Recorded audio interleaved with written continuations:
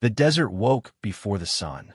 Cold crept along the ground like a living thing, slipping between stones and sagebrush, clinging to the hooves of a lone horse moving slowly across the open land. The rancher rode with his coat pulled tight, eyes narrowed against the pale horizon. This stretch of territory sat where maps turned uncertain and warnings replaced names. Apache land, the soldiers called it, though soldiers rarely came anymore. Only men who had nowhere else to belong stayed this far out. He was one of them. He was checking his fence line when he saw her. At first, he thought she was another trick of the light, one of those shapes the desert invented when a man spent too long alone. But the shape moved, staggered, fell to one knee. He swung down from his horse, hand already drifting toward the revolver at his hip. Years on the frontier taught him that hesitation was a luxury buried men couldn't afford. She was young, too young to be out here alone. Her dark hair hung loose and tangled, streaked with dust and blood. Her buckskin dress was torn, stiff with old stains. She tried to stand when she saw him, pride forcing her body to obey even as it failed her. Her legs buckled. He caught her before she hit the ground. Her eyes locked onto his, sharp, black, unblinking. No pleading in them, no softness, only fear, restrained and burning. Her lips moved. The words came out broken, barely a whisper. I can't live without a man. The sentence struck him harder than any bullet ever had. He stiffened, unsure whether to push her away or pull her closer. The frontier had taught him to fear sentences like that, sentences that carried need, responsibility, and consequences. Apache girl, injured, alone. If anyone saw her here, they'd assume the worst. And if her people were nearby, they'd assume worse still. He looked up, scanning the ridgeline. Nothing but wind and vultures circling far above. Still, the silence felt watched. He had buried a wife in this soil once, dug the grave himself, hands bleeding, heart already hollow. Since then, he had lived by one rule: survive but do not attach. The land punished men who forgot that. Yet here she was, bleeding into his arms, her breath shallow, her body burning with fever. He lifted her despite himself. The ranch house stood alone against the vastness. Weathered wood, patched roof, a place built to endure rather than welcome. Inside, the air smelled of leather, smoke, and loneliness. He laid her on the narrow bed and stepped back, giving her space as if distance could protect him from the choice he had already made. She watched him with the stillness of a cornered animal. Every movement he made, she tracked. When he reached for water, her muscles tensed. When he knelt to clean the gash along her ribs, she flinched but did not pull away. Trust was not given on this land. It was traded, slowly, and often paid for in blood. Outside, the wind rose. It rattled the shutters and carried with it the distant echo of the past. Gunfire from old raids, screams from burned homesteads, prayers spoken in languages the earth did not favor over one another. The war was supposed to be over. Treaties signed, lines drawn, but the land didn't care for paper promises. It remembered everything. She slept fitfully as night fell, murmuring words he didn't understand. Names, maybe, or memories. He sat by the table, cleaning his rifle, listening to her breathing rise and fall. Every sound outside made his spine tighten. He knew what harboring her meant. Settlers would call him a traitor. Soldiers would call him a fool. Bandits would see opportunity. And her people? They might see a captor. Before dawn, her fever broke. She woke suddenly, gasping, eyes wide. For a moment, she didn't know where she was. Then she saw him. Her hand flew to her chest, fingers curling like claws. He raised his hand slowly. No sudden moves. She studied his face. The lines carved by sun and regret. The scar along his jaw. A man who had buried more than he'd saved. Something in his stillness eased her. She sat up, wincing, and pulled the blanket tighter around herself. You saved me, she said, her English rough but clear enough. He nodded once. Why? He didn't answer right away. Truth had weight, and once spoken, it settled heavy between people. Because leaving you would have killed you. She absorbed that. Then she looked away, toward the window where pale light crept in. I did not mean the words, she said quietly. Not the way you heard them. He waited. I cannot live without help, she continued. Out there alone, I learned that surviving meant attaching myself to men who were cruel, men who used need as a chain. Her voice didn't shake. That frightened him more than tears would have. Silence filled the room again. He felt the walls closing in, not from her presence, but from the future pressing forward. Keeping her meant danger. Letting her go meant death. Outside, hoofbeats echoed faintly in the distance. He stood, instinct sharpening. She followed his gaze, her body going rigid. Fear returned to her eyes, not fear of him, but of what hunted her. You cannot send me back, she said, not begging, stating a fact. He checked his rifle. I won't, he said. In that moment, something shifted. Not peace, not certainty, just a fragile thread of trust, stretched thin across a land that loved to tear such things apart. The desert watched and waited. Morning did not bring comfort. It brought exposure. Sunlight spilled across the ranch yard, revealing just how isolated the place truly was. No neighboring smoke, no distant riders waving hello, just hard earth, dry grass, and the kind of quiet that magnified every mistake a man made. The rancher stepped outside with a tin cup of water, scanning the horizon before turning back in. Habit, survival written into muscle and bone. She sat on the edge of the bed when he returned, shoulders squared despite the pain she clearly carried. Her eyes followed him, alert, calculating. Not gratitude, not warmth, awareness. He handed her the cup. She hesitated, then took it with both hands, drinking slowly. Each swallow seemed deliberate, as if she feared the water might disappear if she moved too fast. You should rest, he said. I have rested enough, she replied. That surprised him. Not the words, but the tone. Firm, certain, a person who had learned that weakness invited cruelty. She stood, nearly collapsing before catching herself on the table. He moved to help, then stopped. Let her choose. After a moment, she steadied. Pride again. Always pride. The day unfolded cautiously. He worked the corral while she sat outside beneath the shade of the porch, watching. She noticed everything. The way he kept his back to the wall. How his hand never strayed far from his weapon. When a hawk circled overhead, she followed it with her eyes until it vanished. By afternoon, clouds rolled in fast and angry.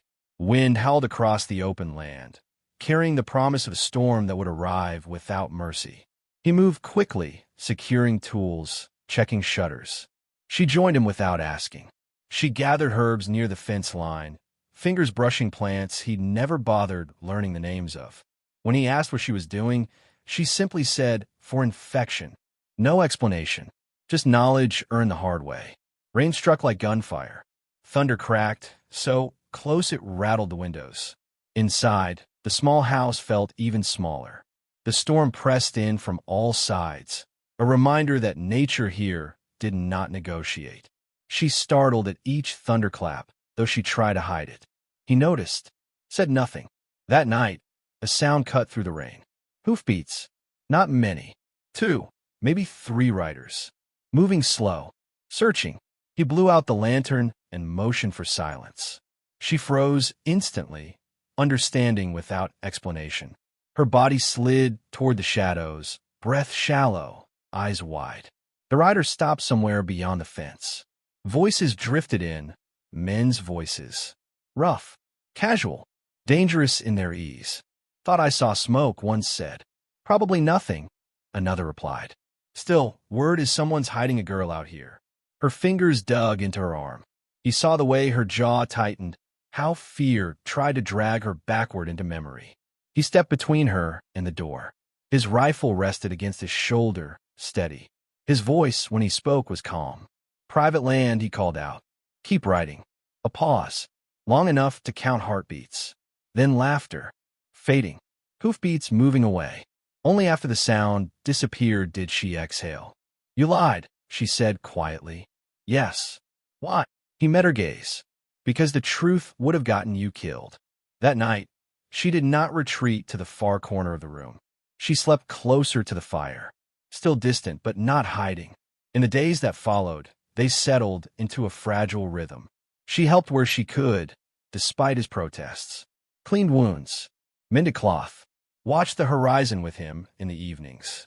They spoke little, but something passed between them in shared glances and quiet understanding.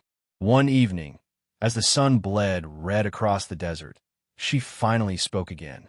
"My village was burned," she said. "No warning, no build-up. Those who survived were taken, sold, used." He didn't interrupt. "I learned quickly," she continued, voice flat, "that a woman alone does not live long. So I chose men who were less cruel. I survived. That is all." The words settled heavily in the room. "That's why you said it," he murmured. "Yes." She looked at him then. "But I do not want to live that way anymore." He felt something crack inside him. A long-sealed door opening just enough to let old pain breathe. That night, distant smoke rose on the horizon. Too far to reach them yet, but close enough to warn. Someone was coming, and whatever fragile peace they'd built was about to be tested. He saw the tracks at first light. They cut across the dry wash east of the ranch, clean, deliberate, made by someone who knew how to move without wasting effort. Not bandits, not settlers. His jaw tightened as he crouched, fingers brushing the disturbed earth. Apache. He straightened slowly, scanning the ridgeline. The desert looked unchanged, but he knew better. Once you learned the language of the land, you understood when it was speaking quietly. Behind him, she stood barefoot on the porch, wrapped in a blanket. She saw his posture shift before he said a word. "They're close," he said. Her eyes dropped to the ground, then lifted again, sharper now. Not fear this time. Recognition. "He is alone," she said. He frowned. "You can tell that from tracks?" She nodded. "He does not hide his presence. That means he wants to be seen." They waited. The sun climbed higher, burning away the last of the morning cool. Then, without sound, a figure appeared at the edge of the property, mounted, still as stone. A man wrapped in faded buckskin, rifle resting across his saddle, eyes fixed on the house. The rancher moved forward, rifle in hand. The Apache man raised one palm. Slowly. Peace, but not surrender. They studied each other across the open ground. Two survivors measuring risk. The Apache dismounted and spoke softly to the girl in his own language. Her shoulders relaxed just slightly. She answered him in the same tongue, her voice low, controlled. "He says his name is Nantan," she translated. "He has been watching since last night." The rancher's grip tightened. "Watching for what?" "For those who hunt me," she said. "And now for you." Nantan's gaze shifted to the rancher. His eyes were dark, unreadable. He spoke again. "He says he did not sell me, or beat me, or trade me." The rancher swallowed. "That shouldn't be worth praise." "In this land," she replied quietly, "it is." Nantan stepped closer, boots silent on the dust. He studied the rifle, the scars on the rancher's hands.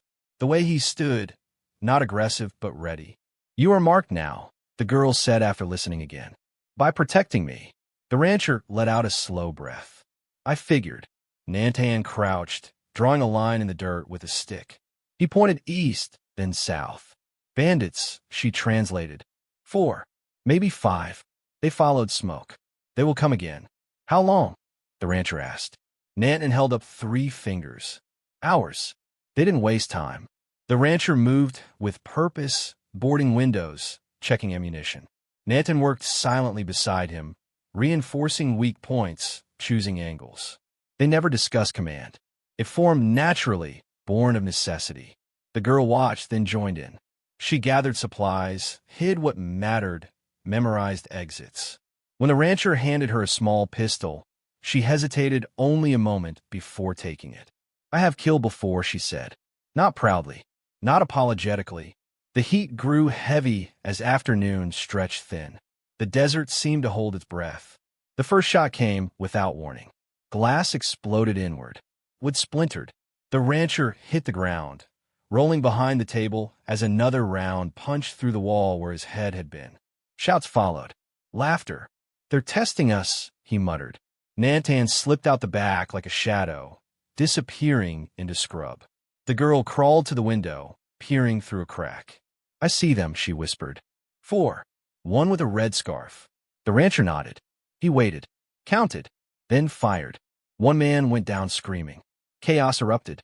Gunfire cracked across the yard. Dust kicked up in violent bursts. The rancher moved room to room, firing only when he was sure. Years of restraint paid off. A bullet tore through the wall, grazing his arm. Pain flared. He grunted, but stayed upright. Outside, a sudden cry. Sharp, final. Nantan, another bandit fell, throat cut so clean the body barely twitched. But the fight wasn't over. Two men rushed the porch, desperate now. The rancher fired once. Missed. Fired again. One fell. The other kept coming. The girl didn't hesitate. She stepped forward, raised the pistol with both hands, and fired. The man collapsed at her feet. Silence crashed down harder than the gunfire ever had. She stared at the body, breath shaking. The pistol slipped from her fingers. The rancher caught her before she fell. "You did good," he said. Her eyes searched his face. "I did not freeze."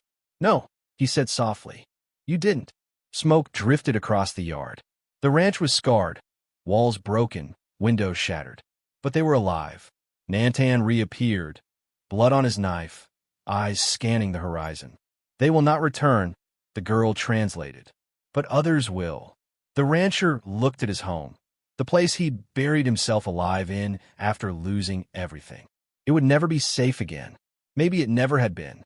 That night, they sat around a small fire, the stars sharp overhead. Nanan spoke quietly. "He says there's a place north," she said, "where survivors gather. Women, children, those who want peace." "And you?" the rancher asked her. She stared into the flames. "I cannot stay here, and you cannot protect me forever." The truth settled between them, heavy and unavoidable. The rancher nodded slowly. He had known this moment would come. Still, it hurt more than he expected. At dawn, they would choose, and whatever choice they made would change them all. Dawn came quiet, as if the desert itself was holding its breath. The rancher stood at the edge of what was left of his home. Burn marks scarred the walls. One window gaped open like a missing eye. This place had been his refuge, his punishment, and his penance all at once. Now it was only proof that the past could never truly be outrun. Behind him, she tightened the straps on a small bundle Nanan had prepared. She moved with purpose, no longer tentative, no longer shrinking. The girl who had collapsed in the dust days ago felt like someone from another lifetime. Nantan returned from the ridge just as the sun broke free of the horizon. His expression was hard. "They're not done," she translated after he spoke. "One rider escaped last night. He will bring more." The rancher nodded. He had expected nothing less. They moved quickly. Nantan led them through a dry ravine north of the ranch, a place where sound died and footprints vanished. The air grew tense, heavy with the sense of being followed. Every snapping twig made the rancher's hand tighten on his rifle. The ambush came at midday. Shots rang out from above. Rocks exploded into dust. The horse screamed and reared, throwing the rancher hard onto the ground. Pain tore through his ribs, sharp and breath-stealing. Nantan answered with violence. He moved like something born of the land itself, silent, precise, lethal. One bandit fell before he even knew he'd been seen. The rancher forced himself up, blood filling his mouth. He fired blindly at the ridge. A body rolled down the slope, lifeless. Then came the shouting. Too many voices. "They're circling," she cried. A bullet struck the dirt inches from her feet. Fear flashed across her face, but it did not stop her. She ran to the rancher, dragged him behind cover, her hands steady despite the chaos. "I will not run again," she said. Not to him, but to herself. The bandits charged. Everything became sound and motion. Gunfire cracked. Smoke burned the air. The rancher fought through pain and exhaustion, each shot a question of whether it would be his last. Nana took a knife to the shoulder and did not slow. One bandit broke through, closing the distance fast. The rancher tried to raise his rifle. It slipped from his grasp. The man lifted his gun. She stepped between them. Time slowed. Her hands did not shake as she fired. The bandit fell backward, lifeless, eyes still open. Silence followed, thick, absolute. The remaining attackers fled, leaving only dust and bodies behind. The rancher sank to his knees. His strength finally gave out. She knelt beside him, pressing cloth against his bleeding side, her face close to his. "You stayed," he said weakly. "Yes," she answered. "I chose." They rested until the sun dipped low, until the land seemed to accept that the violence had passed, for now. When they reached the northern camp at dusk, fires dotted the valley like fallen stars. Women, children, old men, survivors, people who had lost everything and kept breathing anyway. Nanton stopped at the edge. "This is where I leave you," she translated softly. "My path goes elsewhere." She turned to him then. Their foreheads touched briefly, a farewell without ceremony. Nanton stepped back and vanished into the dusk as quietly as he had appeared. The rancher stood with her at the camp's edge. "You can stay here," he said. "You won't need to depend on anyone." She nodded. "That is why I must." He hesitated. "And me?" She looked at him for a long moment. "You show me that a man can protect without owning. That help does not always come with chains." Her voice softened. "But if I stay with you now, I will never learn to stand alone." The truth cut deep, but clean. He reached into his coat and pressed something into her hand. His wife's old necklace. The last thing he held on to. "For when the nights get long," he said. Her fingers closed around it. Her eyes shone, but she did not cry. She stepped back, then further, until the firelight swallowed her. The rancher turned away before doubt could claim him. He walked south as the stars rose overhead, alone again, but changed. He no longer feared the silence, because now it was chosen, and somewhere behind him, a girl who once believed she could not live without a man took her first steps into a life where she would never need to say those words again. If this story moved you, if it reminded you that strength can be gentle and survival does not always mean hardening your heart, then take a moment to like this video, share your thoughts in the comments, and subscribe to the channel for more powerful Wild West stories of resilience, loss, and courage.